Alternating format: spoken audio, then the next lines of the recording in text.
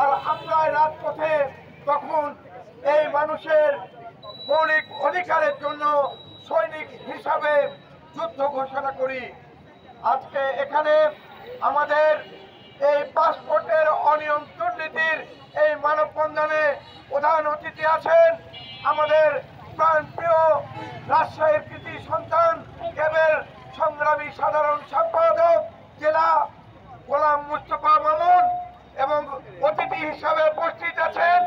আমাদের পরিবেশবিদ জনাব আফজাল হোসেন, আমাদের